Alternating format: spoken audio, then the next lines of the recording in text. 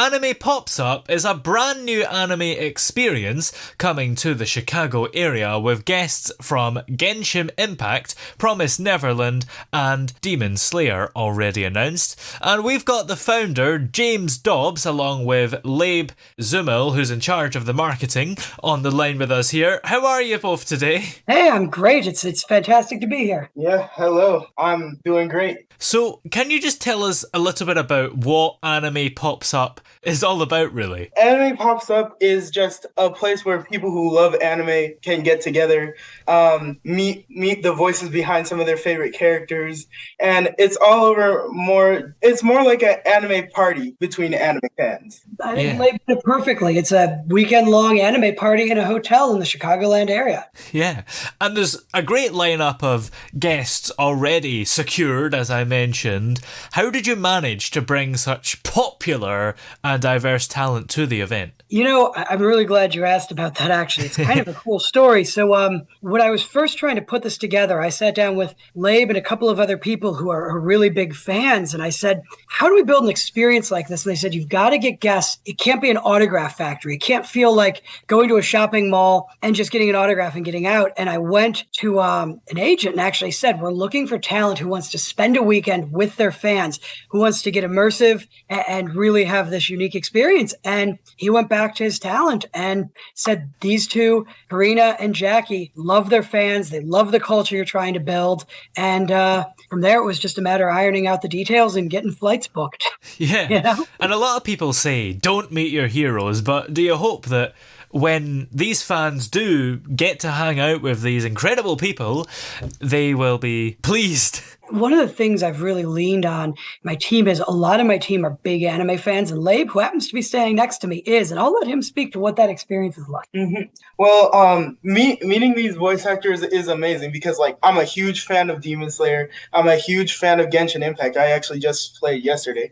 And I just love when voice actors are at anime conventions and when they genuinely love being there. It's a great experience, and from the looks of it, these people in particular love their fans and love interaction. So I'm very confident that they will provide an experience that we want to give the fans. Anime seems to have a lot of fans out there, and it seems to be all about the fans, really. It's got a huge fandom, so I suppose it's quite important for these people to come and hang out with their fans because they wouldn't be anywhere if it wasn't for them. Most definitely.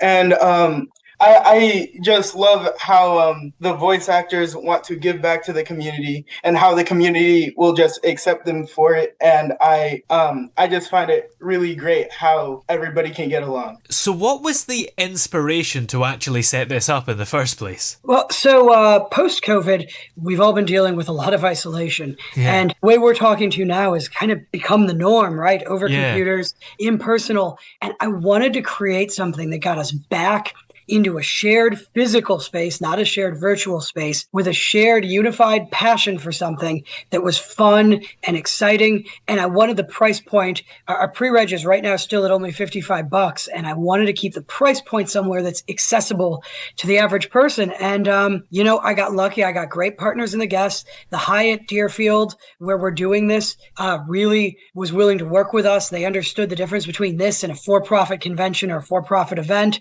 And, we came together and were able to put together this really sort of unique experience that will give people a weekend to dress up in costumes and be with their friends and make new friends and be in a community in person again, which I don't think I'm the only one who's really missed that over the last 3 years. Yeah, exactly. Because you mentioned that, Zoom has become the norm. Obviously, we kind of have to do it because we're miles away from each other. But it's so annoying how it's become the norm because people sometimes insist on having a Zoom meeting when you could just do it in real life, and it wouldn't be the same if it was all done on Zoom, because can you really say you've met these voice actors if you just spoke to them on Zoom? Wait, have you ever done an online conference? Have you experienced both differences? Yes, I've actually experienced an interview with voice actors online versus in person. And in person, it's much better since you as a fan can see this person that you love watching, you love listening to in person, versus when online and you can't really see them, you just hear them talking to you and a bunch of other people there.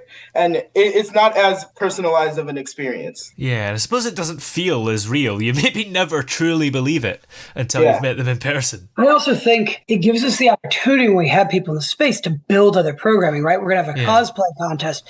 We're going to have comedy. There's going to be workshops and panels and discussions. And so there's a lot to be said for the Zoom model. I'm talking to a person on another continent in real time right now. There's definitely a lot to be said for it. But when we come in person, we're able to do so much more, you know? There's a reason we're all going back to the movie theaters and to the actual theaters too. It's nice to share an experience in a room with someone. Now, can you give us a sneak peek into the kind of programming or scheduling that's going to occur at the event? We're going to have, obviously, panels with the guests. There will be an opportunity to take photos and get autographs with them. Outside of that, I'm working with a couple of theaters to do some immersive programming with theaters. We've got a comedian coming who's going to do an anime comedy routine. I don't want to give away very much more than that. It feels, I got a little preview with him and it felt like something out of Benny Hill. It was really wild. We're going to do some Japanese cultural stuff. I'm actually in the process of talking with the Japanese Cultural Society here in Chicago to see if maybe they'll come do some musical demos or something. And of course, there's going to be a vendor hall. And, you know, part of this experience is getting to handle and look at the sort of thing that, again, you can do on Etsy. You can get, but looking at handmade goods in person is a different experience. And you get to talk to the artists and the talent that creates those items. And then we're going to have some after dark programming. Nothing past PG-13. But, you know, Cards Against Humanity in the evening, things like that. That sounds like quite a fun event. And I mentioned earlier that anime has a huge fandom behind it. Is it just for people who are into anime, or could anybody come to it? Because it does sound enjoyable nonetheless. Anybody's absolutely welcome to come. I will warn people who've never experienced anime. You're going to see people dressed up like samurai and like, how would you describe cosplay, Laib? This is... There are a lot of creative people in the anime community. You see a lot of cool cosplays. You see a lot of funny cosplays. You see a lot of scary cosplays. It's just always fun to see how creative one can get with their appreciation for an anime character or even their own character. And it's just all really cool. Anyone is absolutely welcome to come. They should be aware it's sort of like stepping into a Renaissance fair. You're going to be transported to a different world, but if you've never experienced it, this would be a great first time. 100%. Yeah. So is cosplay definitely encouraged then? Oh, absolutely. It is encouraged, and we're going to be giving out a award for the first place best cosplay, which is, you know, hopefully will incentivize people. It's part of, I have to say, I focus on it because it's part of what I love of the convention experience. And there's this feeling when you're sitting having a cup of coffee with someone versus when you're sitting having a cup of coffee with someone dressed like a samurai. It really changes your whole weekend. Yeah, it certainly does. As I've mentioned a couple of times already, the fandom behind anime is huge, maybe bigger than so many other things.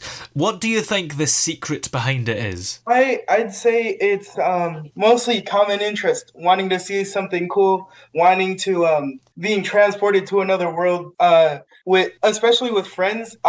It's just a great way to meet new people, share new common interests, and, well, of course, a lot of people like it. And I think Laib hit on it. It's other worlds. Stories, since the dawn of human civilization, stories have moved us, they've defined us, and anime is this incredibly creative form of storytelling where there aren't many restrictions. I mean, you've got stuff with Roman soldiers being sucked into modern Japanese bathhouses is one of the bigger animes right now, and giants that are attacking cities. You've got some of the most creative storytelling being done in this genre, and nothing connects a human to another human like a solid story. Mm-hmm. Absolutely. Now, Laib, you are in charge of the marketing for this event. So how are you going to get people there? Do you need to do much marketing? Because there are so many people that would love to come? Marketing is basically, I am going to different groups, different fandoms, different communities, just advertising what we're doing. And we have a wonderful website, which is animepopsup.com. And on there, people can find so much more information, can ask their questions. And on that website, there is also a Discord where we can talk with our with people who are interested in this. Poor Laib traveling all over the Chicago area, handing out flyers and postcards. Oh, yes.